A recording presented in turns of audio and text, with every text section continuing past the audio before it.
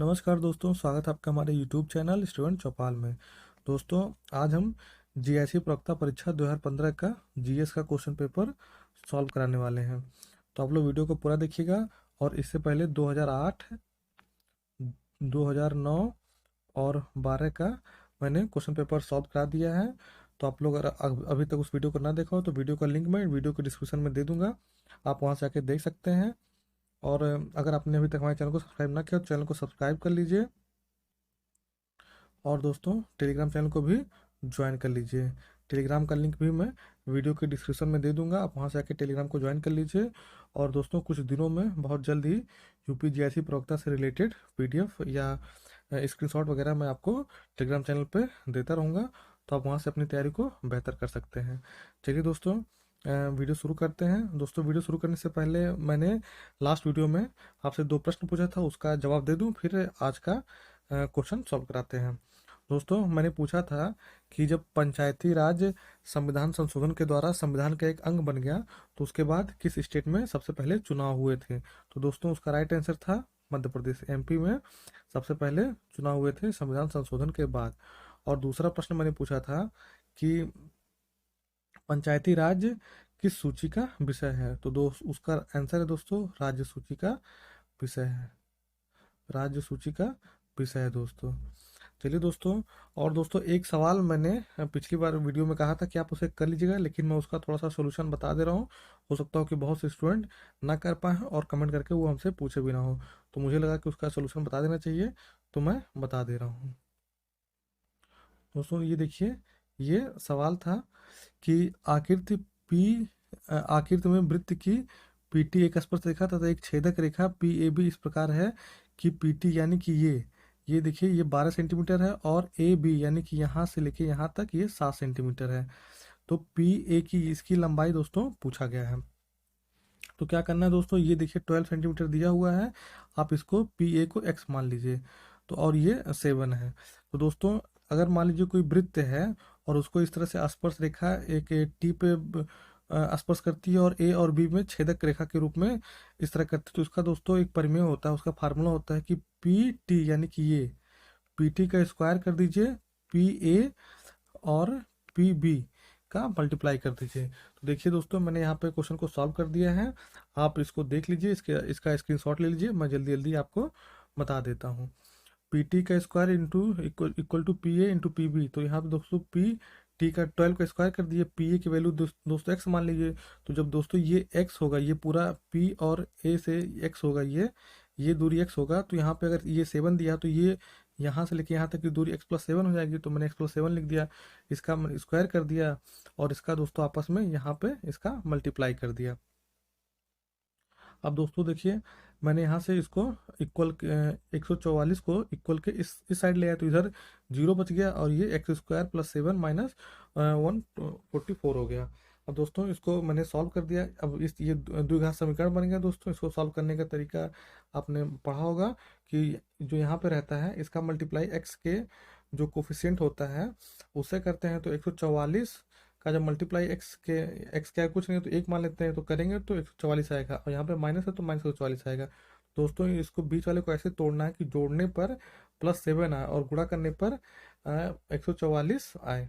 तो दोस्तों, +7 को हम 16x - 9x लिख सकते हैं, क्योंकि दोस्तों इसको सॉल्व करेंगे तो 7x ही आएगा। अगर 16 और 9 का मल्टीप्लाई करेंगे तो 144 आएगा। तो दोस्तों, इस तरह मैंने लिख लिया। फिर देखिए दोस्तों, इन दोनों पद से मैंने कॉमन ले लिया, x कॉमन लिया तो बचेगा x+16 बचेगा। अब यहाँ से दोस्तों 9 कॉमन ले लिया, तो यहाँ पे मैंने -9 कॉमन लेंगे तो x बचेगा और +16 बच जाएगा। तो दोस्तों, यहाँ पे देखिए कि अब यहाँ पे देखिए, ये वाला पोर्शन और ये वाला पोर्शन सेम है, तो इसको कॉमन ले लिया, x+16 कॉमन ले लिया, तो बचेगा x बचेगा -9 बचेगा। तो दोस्तों, ये देखिए बीच में मल्टीप्लाई है, तो x+16 = 0। तो यहाँ से x की वैल्यू दोस्तों -16 आ गई, तो जो दोस्तों मान्य नहीं है। अब यहाँ से दोस्तों x -9 = 0 करेंगे तो x की वैल्यू 9 आ जाएगी। तो 9 सेंटीमीटर दोस्तों इसका राइट आंसर हो जाएगा, और आप इसको देख के कर लीजिए। यहाँ पे देखिए दोस्तों, ये यहाँ पे इसका राइट आंसर होगा ऑप्शन नंबर ए, 9 सेंटीमीटर। ये दोस्तों पिछली वीडियो का क्वेश्चन था। अब चलते हैं दोस्तों नेक्स्ट वीडियो में। दोस्तों आप जानते हैं कि वीडियो शुरू करने से पहले मैं आपको एक कोटेशन बताता हूँ जो विद्यार्थियों को बहुत हेल्प करता है आगे बढ़ने में और मोटिवेट रहने में। दोस्तों आज का कोटेशन है कि success is the sum of small effort repeated day in and day out. दोस्तों ये रॉबर्ट कोलियर का कथन है। यूँ देखिए, एक बार मैं फिर से पढ़ दूँ कि success is the sum of small efforts repeated day in and day out. दोस्तों day in and day out का मतलब होता है लगातार, लगातार या प्रतिदिन कह सकते हैं आप, या दिन रात कह लीजिए। इसका मतलब ये होता है, यानी कि दोस्तों जो सफलता होती है वो छोटे छोटे एफर्ट्स को आप बार बार रिपीट करिए, दिन और रात या लगातार या प्रतिदिन उसको रिपीट करते रहिए तो आपको सफलता जरूर मिल जाएगी। जैसे आपने चिड़िया को देखा, वो एक तिनका तिनका उठा उठा के दोस्तों अपना बहुत बड़ा सा घोंसला बना लेती है। तो उसी तरह दोस्तों आपको भी प्रतिदिन थोड़ा थोड़ा एफर्ट करना है, थोड़ा थोड़ा नॉलेज बढ़ाना है और आपको सफलता जरूर मिल जाएगी। तो ये था दोस्तों आज का कोटेशन। आपको कैसा लगा कमेंट करके बताइएगा। चलते हैं अब दोस्तों प्रश्न पे चलते हैं कि जैन कल्पसूत्र के लेखक थे। दोस्तों इसका राइट आंसर होगा ऑप्शन नंबर ए, भद्रबाहु थे। अब दोस्तों यहाँ पे मैंने जैन तीर्थंकर के नाम और कुछ उनका प्रतीक चिन्ह यहाँ पे स्क्रीनशॉट लगा दिया है, तो आप उसको एक बार देख के याद कर लीजिएगा। ऋषभदेव दोस्तों जैन ये प्रथम तीर्थकर थे और दोस्तों इनका प्रतीक था सांड था। अजीतनाथ दोस्तों द्वितीय थे, इनका हाथी था। संभव तृतीय घोड़ा। इस तरह आप देखिए देख लीजिएगा दोस्तों। और महावीर का दोस्तों 24वें तीर्थंकर थे, इनका सिंह था। और दोस्तों 23वें जो थे पार्श्वनाथ थे, इनका सर्प था। दोस्तों ये बस इतना इम्पोर्टेंट था। और जो कल्प सूत्र है दोस्तों, इसमें जितने भी तीर्थंकर हैं उनका जीवन परिचय लिखा गया है, जीवन परिचय लिखा गया है उसमें। चलते हैं अगले क्वेश्चन पे। निम्नलिखित में से किसने गांधी जी को चंपारण में आमंत्रित किया था? दोस्तों जितने भी स्टूडेंट इससे पहले वीडियो देखे होंगे उसमें दोस्तों मैंने जब चंपारण का जिक्र आया था तो मैंने आपको एक्स्ट्रा फैक्ट के रूप में राजकुमार शुक्ला का नाम बताया था। और देखिए दोस्तों ये क्वेश्चन आ गया है। मैंने पिछली वीडियो में बताया था कि अक्सर ये क्वेश्चन पूछा जाता है, देखिए दोस्तों। और ये क्वेश्चन देखिए आप में पूछा भी गया है। तो दोस्तों इसका राइट आंसर होगा राम कुमार शुक्ला। तो दोस्तों जितने लोग वीडियो देख रहे हैं, अगर वीडियो पसंद आए तो वीडियो को लाइक जरूर करिएगा। और अगर अभी तक आपने सब्सक्राइब ना किया तो प्लीज़ सब्सक्राइब कर लीजिए, क्योंकि दोस्तों इसी तरह मैं फैक्ट बताता रहूँगा और आपके एग्जाम में पक्का फंसेगा वो। चलते हैं अगले प्रश्न पे। राज तरंगिणी की रचना हुई थी। दोस्तों तरंगिणी की रचना हुई थी 12वीं शताब्दी में हुई थी और इसके जो लेखक हैं वो कल्हड़ हैं। अब दोस्तों कल्हड़ है और जो राज तरंगिणी है ये कश्मीर के इतिहास से संबंधित है, कश्मीर का इतिहास। ठीक है, तो इतना फैक्ट आप जान लीजिए। चलते हैं अगले प्रश्न पे। दोस्तों ये मैथ के क्वेश्चन है, इसको सॉल्व करना है और मैं जल्दी से बता देता हूँ। दोस्तों आपको एक चीज़ मैं बता दूं कि रूट में कोई भी नंबर हो, जैसे मान लीजिए रूट में 4 हो तो दोस्तों आप इसको 2 लिख सकते हैं। रूट में 9 हो तो इसको आप 3 लिख सकते हैं। यानी कि रूट में जो नंबर अगर उसी नंबर का उसी नंबर में मल्टीप्लाई होने पे वो नंबर आता है तो आप उसको सीधे इस तरह लिख दीजिएगा। अब चलते हैं दोस्तों इसको सॉल्व करते हैं। 4 दोस्तों 27 को आप क्या क्या लिख सकते हैं? 3 × 3 × 3 लिख दीजिए, -2। अब दोस्तों इसको लिख सकते हैं 4 × 3 × 4 प्लस 147 को दोस्तों आप लिख सकते हैं 7 × 7 × 3। अब दोस्तों यहाँ पे देखिए, यहाँ पे पेयर बना के इसको बाहर कर लीजिए। यानी जैसे यहाँ पे 4 200 था, यहाँ पे देखिए 4 था तो यहाँ पे 2 2 का पेयर बन रहा था तो 2 बाहर हो गया था। तो इसी तरह यहाँ पे देखिए 3 है तो दोस्तों इसको बाहर कर लीजिए। 3 बाहर हो तो यहाँ पे दोस्तों 12 हो जाएगा, क्योंकि जब 3 बाहर हो तो 4 से मल्टीप्लाई होगा। तो 12 √3 माइनस यहाँ पे देखिए 4 2 बार है तो 4 1 4 बाहर होगा तो 2 से मल्टीप्लाई तो 8 हो जाएगा। 8 √3 और प्लस यहाँ पे देखिए दोस्तों 2 बार 7 है तो 7 √3। इसी को दोस्तों सॉल्व करना है। अब देखिए रूट हम यहाँ पे 12 √3 है, यहाँ पे माइनस है 8 √3 है। तो दोस्तों 12 √3 में से अगर 8 √3 को सब्ट्रैक्ट करेंगे तो 4 √3 आएगा, 4 √3 आएगा। अब दोस्तों +7 √3 है, प्लस 7 √3 है। तो दोस्तों इसको जोड़ेंगे तो 7 4 11 √3, यानी कि आपका right answer option number B हो जाएगा। चलते हैं अगले क्वेश्चन पे। एक पिता की आयु उसके पुत्र की आयु की 4 गुनी है। 6 वर्ष बाद पिता की आयु उसके पुत्र की आयु की 3 गुनी हो जाती है, तो पुत्र की आयु बताइए। दोस्तों इस तरह के जो सवाल रहते हैं मैं हमेशा रिकमेंड करता हूँ कि आप ऑप्शन से करिए। जैसे मान लेते हैं पुत्र की आयु पूछा है, तो हम मान लेते हैं पुत्र की आयु 15 वर्ष है। तो अगर पुत्र की आयु 15 वर्ष है तो उसके पिता की आयु कितनी होगी, ये मान लीजिए ये पुत्र है, ये पुत्र है और ये पिता। तो दोस्तों आपके प्रश्न के अनुसार उसकी पिता की आयु 60 वर्ष होगी। और 6 वर्ष बाद, तो 6 वर्ष बाद यानी कि पिता की उम्र 66 हो जाएगी और पुत्र की उम्र 21 हो जाएगी। अब देखिए दोस्तों ये क्या बोल रहा है कि उसके पुत्र की आयु 3 गुनी हो जाती है। यानी कि दोस्त ये देखिए उसके 3 गुनी है। 21 का अगर मल्टीप्लाई 3 से करेंगे तो 63 आएगा दोस्तों।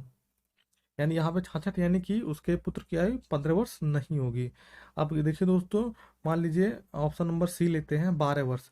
तो अगर मान लीजिए पुत्र की आयु सन और ये फादर है, पुत्र की आयु 12 वर्ष है, तो उसके पिता की आयु कितनी हो जाएगी, 12 चौक 48, 48 साल हो जाएगी। अब 6 वर्ष बाद 48 में अगर 6 ऐड करेंगे तो 6 वर्ष बाद दोस्तों पिता की आयु 54 वर्ष हो जाएगी। और लड़के की 6 वर्ष बाद 18 हो जाएगी। अब देखिए 18, 18 का अगर 3 बार मल्टीप्लाई करें तो 54, 18 3 54, 54 हो जाएगा दोस्तों। यानी कि क्या है, ये सही है। तो यानी कि पुत्र की आयु कितनी होगी, 12 वर्ष होगी। इसी तरह दोस्तों आप ऑप्शन से करिएगा तो आपका जल्दी से हो जाएगा। चलते हैं अगले प्रश्न पे। A/B = 2/3 और 6A + 7B = 22। तो दोस्तों आपको ए का मान निकालना है। दोस्तों बहुत सिंपल है। अगर यहाँ पे सोचिए 6A + 7B, अगर यहाँ पे 7B की जगह पे दोस्तों अगर ए का वैल्यू यहाँ पे ए के टर्म में कोई नंबर होता तो आप आसानी से पूरा वैल्यू निकाल सकते हैं। अब दोस्तों आपको यहाँ पे क्या करना है, A/B = 2/3। यहाँ दोस्तों इसको उल्टा कर दीजिए, तो B/A कर दीजिए। तो जब इक्वल के इस तरफ उल्टा करेंगे तो इधर भी उल्टा करना पड़ेगा, इधर भी 3/2 कर दीजिए। अब यहाँ से दोस्तों बी का वैल्यू निकाल लीजिए, तो 3/2 गुणे ए आ जाए। ए जब यहाँ पे नीचे है डिवाइड है तो उधर इक्वल के उस तरफ जाएगा तो गुणा हो जाएगा। तो यानी कि बी का वैल्यू 3/2 गुणे ए है। तो यहाँ पे वैल्यू पुट कर दीजिए, तो 6A + 7। अब दोस्तों बी की जगह पे लिख देना आपको 3/2 A = 22। अब दोस्तों इसको सॉल्व कर लीजिएगा। अब मैं चलिए बता ही देता हूँ। 6A + 7×21/2 और यहाँ पे A = 22। अब 2 से मल्टीप्लाई ऐड कर दिया, यहाँ पे कितना हो जाएगा, 6×2 = 12, 12A + 21A = 44। अब दोस्तों देखिए यहाँ पे आप करेंगे, इसको ऐड करेंगे तो 12A और 21A, तो 12A और 21A दोस्तों हो जाएगा 33 हो जाएगा। 33, 33A = 44। तो ए का वैल्यू निकालेंगे दोस्तों, ए का वैल्यू तो 44 में 33 से डिवाइड कर देंगे क्योंकि यहाँ पे मल्टीप्लाई है। तो 11×3 = 33, 11×4 = 44, यानी कि ए का वैल्यू आ जाएगा आपका 4/3। यहाँ पे देखिए 4/3, ये आपका राइट आंसर होगा, ऑप्शन नंबर ए हो जाएगा। चलते हैं अगले क्वेश्चन पे। यदि किसी त्रिभुज का एक कोण 130 डिग्री हो तो शेष दो कोणों के अर्धकों के बीच का कोण। देखिए दोस्तों हम यहाँ पे मैंने एक ट्रायंगल, ये ट्रायंगल है एक, ये कह रहा है ये एक ट्रायंगल है, अब ये कह रहा है ये 130 डिग्री है। अब ये बताइए ट्रायंगल में एक एंगल ये, एक एंगल ये, तीनों एंगल का मिला के 180 होता है। तो ये बोल रहा है कि ये वाला 130 है, तो इसका और इसका योग कितना होगा, यानी कि 130 सब्ट्रैक्ट करेंगे तो 50 बचेगा। यानी कि ये एंगल और ये एंगल मिला के 50 होगा। तो अगर हम मान लेते हैं कि ये वाला 40 है और ये 10 है, तो दोस्तों कह रहा है कि दोनों का अर्धक, यानी कि अगर 40 का आधा करेंगे तो, और 40 का आधा तो करेंगे तो ये वाला भी 20 होगा और ये वाला भी 20 होगा। और इधर मान लीजिए 10 है तो ये वाला 5 होगा और ये वाला भी 5 होगा। तो अब बोल रहा है कि जो अर्धक ये आपस में यहाँ मिल रहा है, ओ पे जो मिल रहा है, इसका बीच का एंगल क्या होगा। अब देखिए दोस्तों इधर कितना हो जा रहा है, इधर हो जा रहा है 20 और इधर कितना हो जा रहा है 5 हो जा रहा है। तो दोस्तों 20 और 5 कितना हो, 25 हो जा रहा है। और ये देखिए अब जो नया ट्रायंगल बना है ये वाला, ये देखिए COB, ये जो नया ट्रायंगल बना है यहाँ पे ध्यान से देखिए, ये जो नया ट्रायंगल बना है इसका भी तो जो तीनों एंगल का ऐड होगा 180 होगा। तो दोस्तों ये वाला 20 और ये वाला 5 यानी 25 हो रहा है। तो 180 में से 25 सब्ट्रैक्ट कर देंगे तो 155 आएगा। तो दोस्तों इसका right answer option number A हो जाएगा, 155। चलते हैं अगले क्वेश्चन पे।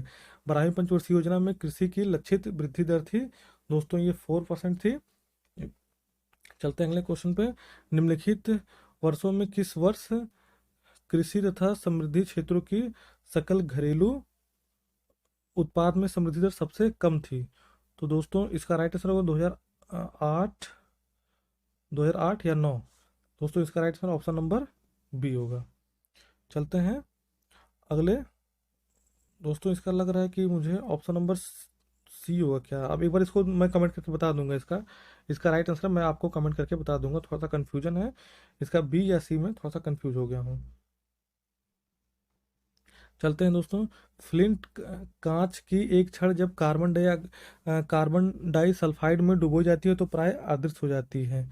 क्यों? क्योंकि दोस्तों जो फ्लिंट कांच होता है उसका अपवर्तनांक वही होता है जो कार्बन डाई सल्फाइड का होता है, यानी कि दोनों का अपवर्तनांक सेम होता है, तो वो आपको अपारदर्शी प्राय अदृश्य दिखती है।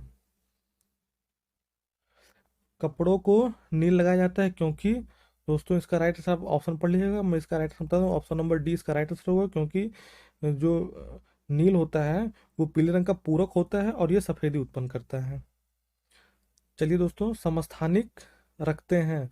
देखिए दोस्तों, एक होता है समस्थानिक, होता है एक समभारिक होता है। समभारिक होता है एक समस्थानिक। अब देखिए दोस्तों, जो समस्थानिक होता है, अब मैं आपको बता दे रहा हूँ ऐसे ही।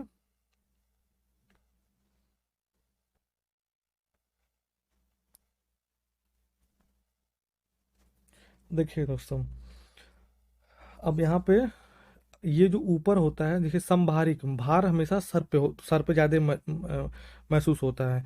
तो जो ऊपर होता है, अगर ये दोनों, अगर ये सब बराबर है तो समभारिक होगा। और नीचे समस्थानिक, स्थान हमेशा नीचे होता है, अगर नीचे वाला बराबर है तो क्या होगा? समस्थानिक होगा। अब यहाँ पे देखिए हाइड्रोजन का ये, यहाँ पे देखिए ये क्या होगा? ये समस्थानिक, क्योंकि देखिए नीचे का प्लेस बराबर है। और अगर ऊपर का अगर बराबर हो, जैसे मान लीजिए कैल्शियम का 40 होता है, 20, और यहाँ पे के 19 और ये 40। तो दोस्तों ये क्या हो जाएगा? ये हो जाएगा, ये देखिए ऊपर संभार, ये बराबर, तो ये संभारिक हो जाएगा। अब दोस्तों प्रश्न पूछा है कि समस्थानिक रखते हैं तो समान परमाणु क्रमांक और समान द्रव्यमान संख्या और परमाणु क्रमांक, समान अवगाद्रो संख्या और समान द्रव्यमान संख्या। तो दोस्तों जो समस्थानिक होते हैं वो समान परमाणु क्रमांक रखते हैं। अब दोस्तों परमाणु क्रमांक क्या होता है? नाभिक में उपस्थित प्रोटॉनों की संख्या को परमाणु क्रमांक कहते हैं। प्रोटॉनों की संख्या को परमाणु क्रमांक कहते हैं। यानी कि किसी भी परमाणु का जितना परमाणु क्रमांक हो उतना ही उसमें प्रोटॉन उपस्थित होंगे। और जो द्रव्यमान संख्या है दोस्तों, प्रोटॉनों प्लस न्यूट्रॉनों न्यूट्रॉनों को भी इसमें जोड़ देंगे तो वो द्रव्यमान संख्या बन जाता है। ठीक है, आप इस फैक्ट याद रख लीजिएगा कि जो परमाणु क्रमांक जो होता है वो प्रोटॉनों की संख्या होती है, और समान द्रव्यमान संख्या होता है, उसमें प्रोटॉन और न्यूट्रॉन दोनों होते हैं। चलते हैं अगले क्वेश्चन पे। और दोस्तों ये अवोगाद्रो नंबर होता है 6.022 इंटू 10 टू द पावर 23 होता है। ठीक है, आप ये नंबर भी याद कर लीजिए। चलते हैं अगले क्वेश्चन पे। एक फोटान है, जो दोस्तों जो फोटान होता है ऊर्जा के क्वांट होता है, छोटे छोटे बंडलों के रूप में। चलते हैं अगले प्रश्न पे। निम्नलिखित में से कौन गदर दल से संबंधित नहीं है? दोस्तों लाला हरदयाल, बरकतुल्लाह और रामचंद्र, ये सब तीनों थे, और ये खुदीराम बोस गदर दल से संबंधित नहीं थे। चलते हैं अगले प्रश्न पे। निम्नलिखित में से कौन संविधान सभा के अध्यक्ष थे? दोस्तों ये इजी क्वेश्चन है। संविधान सभा के अध्यक्ष डॉक्टर राजेंद्र प्रसाद थे, सब जानते हैं इसको। निम्नलिखित में कौन सा भाग पंचायती राज की 3 स्तरीय व्यवस्था के अंतर्गत नहीं आता है? दोस्तों इससे पहले वाले वीडियो में मैंने बताया था कि पंचायती राज 3 स्तर में और 2 स्तर में, आपको आप एक बार देख लीजिएगा कि उसको 3 स्तर का सिफारिश किसने किया था और 2 स्तर का सिफारिश किसने किया था, ये दोस्तों आपका काम है, आप देख लीजिए। अगर मैं बता दूंगा तो दोस्तों आप देखेंगे नहीं, और जब आप देखेंगे तो आपको आसानी से मतलब याद हो जाएगा उसको, फिर आपको रिवाइज करने की जरूरत नहीं पड़ेगी। अब दोस्तों ये जो पंचायती राज व्यवस्था जो 3 स्तर लागू किया गया, उसमें दोस्तों ग्राम स्तर पर सही है, ब्लॉक स्तर पर और जिला स्तर पर। यानी कि दोस्तों इस प्रश्न का राइट आंसर होगा तहसील स्तर पर नहीं होता है। इसका right answer option number C इस प्रश्न का हो जाएगा। चलते हैं अगले प्रश्न पे। भारतीय संघीय प्रणाली की निम्नलिखित विशेषताओं में से कौन सही है। अब दोस्तों देखिए ये थोड़ा सा टेक्निकल क्वेश्चन है, क्योंकि अब मैं आपको बता दूं पहले कि शक्तियों का जो बंटवारा है, शक्तियों का बंटवारा संघ और राज्य में होता है। जैसे संविधान के 7वीं अनुसूची जो है वो शक्तियों के बंटवारे से संबंधित है। उसमें संघ सूची, राज्य सूची और समवर्ती सूची दिया हुआ है कि शक्तियों का बंटवारा है कि राज्य संघ अपने क्षेत्र में काम करेगा, राज्य अपने क्षेत्र में काम करेगा, और जो दोनों के बीच में है वो समवर्ती सूची है। ठीक है। और शक्तियों का जो पृथक्करण होता है वो कार्यपालिका, न्यायपालिका और विधायिका, यानी कि विधायिका, कार्यपालिका और न्यायपालिका में ये बंटवारा होता है। ये जो बंटवारा होता है ये शक्तियों का पृथक्करण करते हैं। तो दोस्तों भारत में आप जानते हैं कि जो कार्यपालिका होती है वो विधायिका से ही मिलकर बनती है, या विधायिका में से ही कार्यपालिका निकलती है। तो दोस्तों इसका राइट आंसर होगा शक्तियों का बंटवारा भारत में है, स्वतंत्र न्यायपालिका है और लिखित संविधान है। ऑप्शन नंबर दोस्तों 1, 3, 5 ये आपका सही होगा, और ये दोनों ऑप्शन गलत हो जाएगा। चलते हैं अगले प्रश्न पे। नियंत्रक एवं महालेखा परीक्षा द्वारा की गई टिप्पणी पर उचित कार्यवाही करने की मूल जिम्मेदारी निहित है। दोस्तों इसका राइट आंसर सांसद होगा। गोविंद सागर जलाशय स्थित है, दोस्तों हिमाचल प्रदेश में स्थित है ये, भाखड़ा बांध के पीछे स्थित जलाशय है। नाथुला दर्रा भारत के किस राज्य में स्थित है। दोस्तों इसका राइट आंसर सिक्किम होगा। और दोस्तों मैं दर्रे से संबंधित या तो एक वीडियो बनाऊंगा या तो उसका आपको पीडीएफ जल्द ही प्रोवाइड करा दूंगा। चलते हैं अगले प्रश्न पे। निम्नलिखित में से कौन सा खाद्यान्न उत्पादन में आत्मनिर्भर है। दोस्तों इसका right answer option number B France होगा।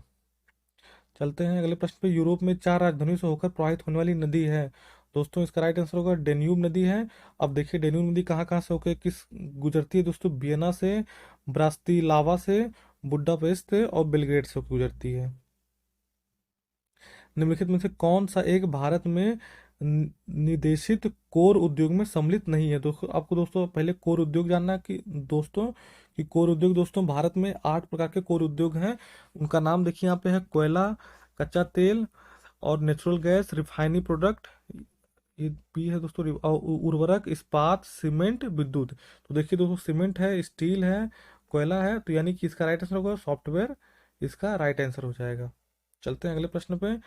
नवंबर 2000 में भारत का तकनीकी सहयोग, ये दोस्तों पुराना क्वेश्चन है, करंट का है, बस आप क्वेश्चन देख लीजिए कि इस तरह क्वेश्चन आ सकते हैं, और ये अब आपको याद करने की जरूरत नहीं है। दोस्तों इसका राइट आंसर दक्षिण कोरिया है। चलते हैं अगले प्रश्न में। प्रधानमंत्री ने 24 सितंबर 2014 को किस नगर में फूड पार्क का उद्घाटन किया। दोस्तों इसका भी राइट आंसर दोस्तों ऑप्शन नंबर डी तुमकुर है, कर्नाटक में स्थित है ये। लेकिन दोस्तों आपको बस ये क्वेश्चन याद नहीं करना, बस आपको देखना, ये प्रश्न देखना है कि अगर कोई प्रधानमंत्री या राष्ट्रपति किसी चीज का उद्घाटन करता है तो उससे क्वेश्चन बन सकते हैं, कमीशन उस पर ध्यान देता है, तो आपको भी उसी तरह अपने क्वेश्चन तैयार करने हैं। चलते हैं अगले प्रश्न पे। निम्नलिखित योजनाओं में से कौन सा एक लघु बचत योजना में सम्मिलित नहीं है। अब दोस्तों लघु बचत योजना में सम्मिलित नहीं है, तो दोस्तों इसका राइट आंसर होगा सार्वजनिक क्षेत्र बचत बैंक, क्योंकि दोस्तों ये सिर्फ बचत बैंक होते हैं, ये लघु बचत बैंक नहीं होते हैं। बाकी ये जो तीनों हैं ये लघु बचत के अंतर्गत आता है। अब ये भी दोस्तों करंट क्वेश्चन है, ये रिलेवेंट नहीं है, बस आप देख लीजिए कि इस तरह क्वेश्चन आ सकते हैं। इसका दोस्तों right answer option number C है 7। खेल पुरस्कार 2015 का, इसका भी कोई मतलब नहीं है, इसका भी राइट आंसर दोस्तों ऑप्शन नंबर सी था। और आप देख लीजिए कि अगर खेल से संबंधित जो पुरस्कार होते हैं वो प्रश्न में पूछे जाते हैं, तो आपको उसी तरह तैयार करना है। पिछले वीडियो में दोस्तों शतरंज से संबंधित प्रश्न था, इसमें देखो दोस्तों आ गया सानिया मिर्जा से रिलेटेड क्वेश्चन आ गया, तो इसी तरह आपको याद करना है। अब केंद्रीय मंत्री, ये भी दोस्तों इसका ऑप्शन नंबर सी है, स्विस चैलेंज मेथड है। दोस्तों इसको भी कोई ज़रूरत नहीं याद करने का, बस आप एक बार क्वेश्चन देख लीजिएगा और इस हिसाब से अपनी तैयारी करिए। हाल में ही ये भी दोस्तों करंट का क्वेश्चन है उस टाइम का, तो इसका right answer option number C है। अब दोस्तों आपको क्या करना है, आप क्वेश्चन सब देख रहे हैं किस लेवल से क्वेश्चन आ रहा है, और उसी हिसाब से आप अपनी पढ़ाई करिए। और दोस्तों करंट पे ज़्यादा ध्यान दीजिए, क्योंकि दोस्तों इस बार 40 क्वेश्चन आएंगे। तो दोस्तों हो सकता हो करंट के 5 से 6 क्वेश्चन आ जाएं, और दोस्तों इससे ज़्यादा भी क्वेश्चन आ सकता है। तो आपको क्या करना है कि जिस तरह करंट क्वेश्चन आप देख रहे हैं कि किस तरह पूछा जा रहा है, वो सेक्शन पे विशेष ध्यान दीजिए।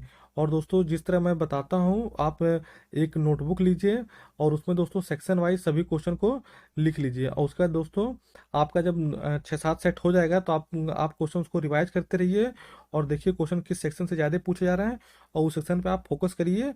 और पूरा बिंदुवार दोस्तों आपकी ऐसे अच्छी तैयारी हो जाएगी, और आपको रिवाइज करने में भी सुविधा होगी। तो दोस्तों हमारी वीडियो कैसी लगी कमेंट करके जरूर बताइए, और मिलते हैं दोस्तों नेक्स्ट वीडियो में। तब तक के लिए धन्यवाद।